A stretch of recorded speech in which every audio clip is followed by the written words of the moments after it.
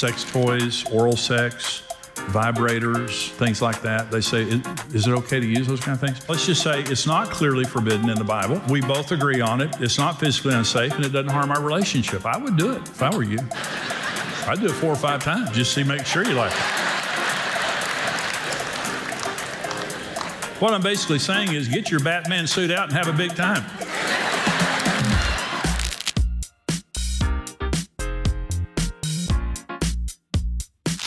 We share ownership of each other's body. Another way to say it is this is your body. It's here for your pleasure, and I want to serve you. The secret of sexual fulfillment is a servant spirit. When 2 servants get into bed to have sex, they come out happy because they serve each other. But if you're selfish, you're not going to be sexually fulfilled. And so it's a servant spirit. It's real quiet in here right now. That's okay. That's all right. I'm okay. So let me talk about the parameters that God has put on sex. The parameters that now, the devil wants you to believe that God is a big fuddy-duddy and he doesn't want you to have fun. But the parameters that God has put on sex is to protect us and keep us from harming ourselves. Now, the instruction manual in your glove box of your car, I don't think you've ever taken the instruction manual out and flipped through it and said, well, they'll tell me to change the oil, and they tell me to do this. They tell me, I don't believe that. You throw it out the window. They just don't want me to have any fun in this car. No, they built the car. You know, they know how that car's supposed to run.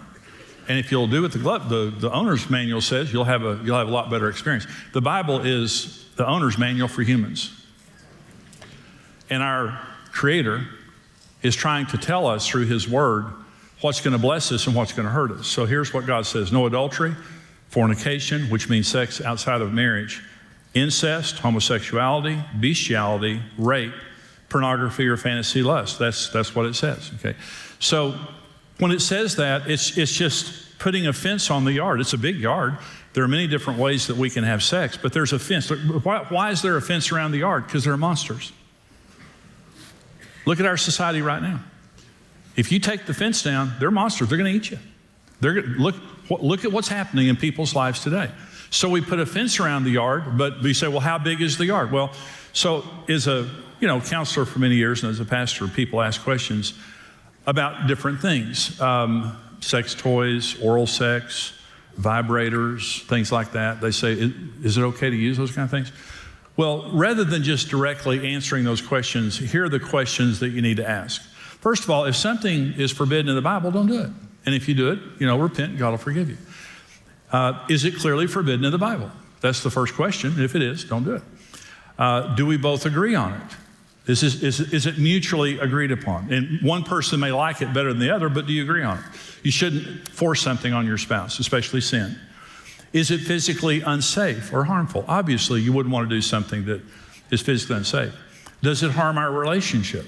That's another question. What's going to happen to our relationship as a result of this? Okay, so let's just say it's not clearly forbidden in the Bible. We both agree on it. It's not physically unsafe, and it doesn't harm our relationship. I would do it if I were you. I'd do it 4 or 5 times just to make sure you like it. What I'm basically saying is get your Batman suit out and have a big time.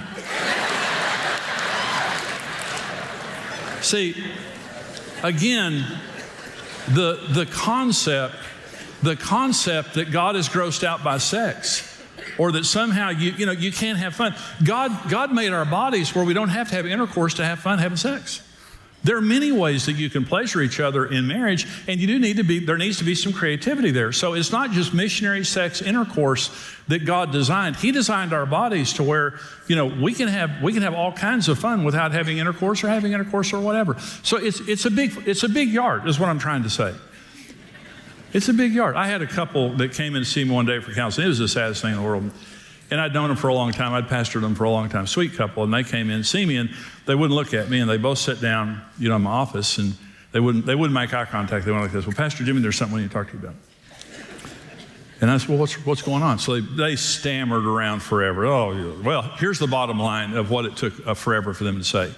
She couldn't have intercourse. She had a physical problem. She couldn't have intercourse. But they were having all kinds of fun sex, just having fun sex and doing stuff like I just talked about there.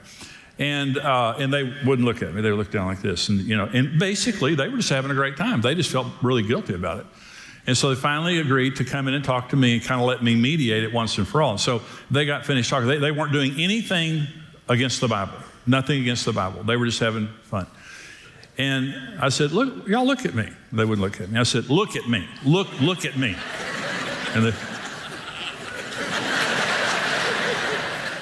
And I looked at him, and I said, you know how proud I am of you? He went, what? I said, you are being such a wonderful, wonderful husband to your wife. She can't have intercourse, and you're not shaming her or judging her or going somewhere else. You're loving your wife in spite of it. And I looked at her, I said, do you know how proud I am of you? And she said, what? And I said, you are being such a champ with your husband. That you've got a physical problem, but you're taking care of your husband. And they left my office with their shoulders back. I'm sure they went home and had sex. They probably did several things they've been thinking about but didn't want to do yet, you know. So, you know, the Bible's a really thick book. You know why the Bible's a thick book? Because when God has to say something to say, he says it. And when the Bible doesn't say something, it's saying something. So don't let the devil put shame on you. Don't let him lead you to believe that there's something wrong with sex. It is a beautiful, wonderful gift that God gave us. And God loves to see his children enjoying his creation, and sex is his creation. Let me talk about temptations for just a minute that are very real in our society today. The devil is very real, and there's temptations out there. And let me talk for just a minute about pornography, both for men and women, because men and women both have their forms of temptation.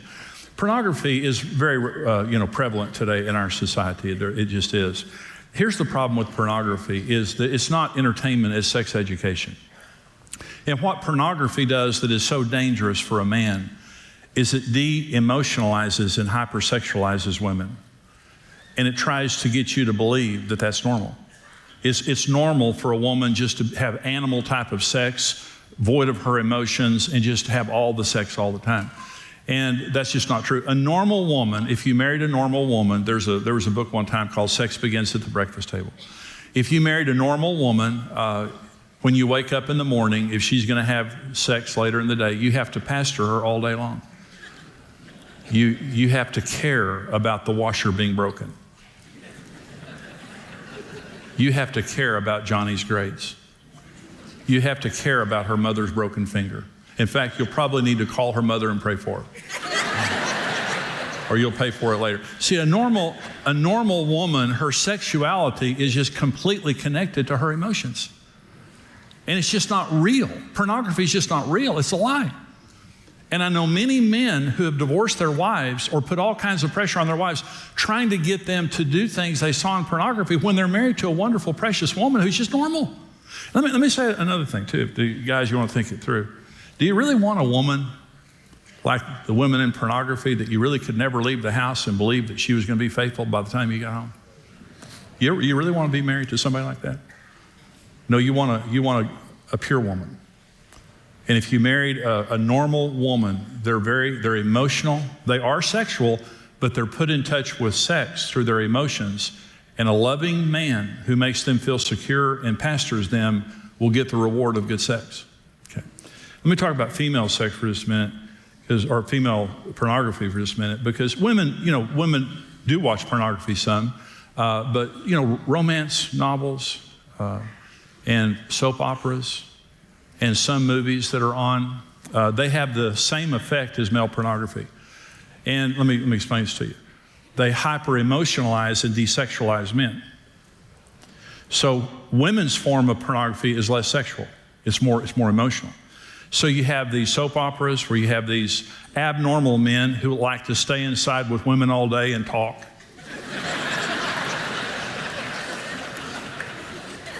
And they always smell good. You know, that's not normal. Harvey comes in at night, he smells, he's tired. You know? He's a normal man. And you're just saying, well, he doesn't look like Lance. See, the worst thing on earth is comparison. When you begin to compare your spouse with anyone else, it's just not right. And so, 300 years ago, you were out in a pasture somewhere, lived on a farm. You didn't have the ability constantly, all day long, to be barraged with images of somebody else. You couldn't go on the internet and just pick out the person you like best and compare your spouse to them. And that was a blessing. That was better. Today, we have to be careful of what we allow into our minds and into our hearts. Listen, you take the person that God gave you and you be thankful for that person, and you steward that person before God. But don't compare them to anybody else. Let me say just another couple of things, and we're going to do our vow renewal. So let me talk about expectations of what's normal. First of all, every couple has their own unique style of sex. And if you're happy, that's great. It doesn't matter how much you're having sex. If you're happy with what you're doing, just don't compare yourself to anybody else. Research, the Journal of the American Medical Association, found that most couples who think they're sexually dysfunctional are not. They're just comparing themselves to somebody else. They're not actually dysfunctional. And by the way, the average couple has sex 1.5, 2 times a week. You say, what does that 0.5 look like? Well, I don't know.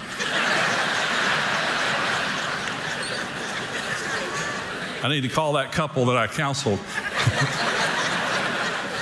They probably know. A couple of times a week, 1 to 2 times a week. But you may have sex more than that. That's great. Good for you. So let me say just a minute. So let's say that one of you, because some women are more sexual than their husbands now. So let's just say one of you wants sex 10 times a month. Okay, great. And let's say that you're married to someone who wants sex 2 times a month. So how much do you have sex? Well, I'm about to give you the answer here. Okay. Not 2. Because if you only have sex 2 times a month, it means the person who wants less sex is controlling the relationship. Maybe not 10. Now, if you did have sex 10 times a month, you only want it 2 times a month, you're a great servant. You really are. Good for you. You need to get a medal or something. But if one person wants sex 10 times and the other person wants it 2 times, 4, 5, 6 times. That means there's compromise on both sides. That means there's goodwill on both sides. Sex is a precious gift that God gave us to bond our relationship, and it is the covenant seal and sign of marriage. It is sacred. It is sacred.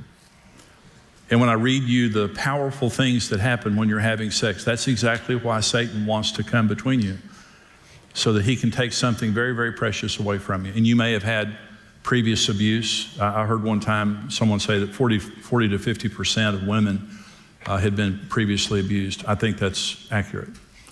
And in some way, and it might have scarred you, it might have done something to you. My encouragement to you, if you're dealing with physical problems, erectile dysfunction, vaginal dryness, previous abuse, guilt from an abortion, guilt from an affair or something, go get help. It's not just affecting you, it's affecting your spouse. Go get help, go get help. And you can get help. Go to a doctor if you need to go to a doctor. But just say to your spouse, I'm not going to sexually strand you because I'm having a problem. You're important enough to me that I'm going to go get the help that I need so that we can have everything that we need to have in our marriage.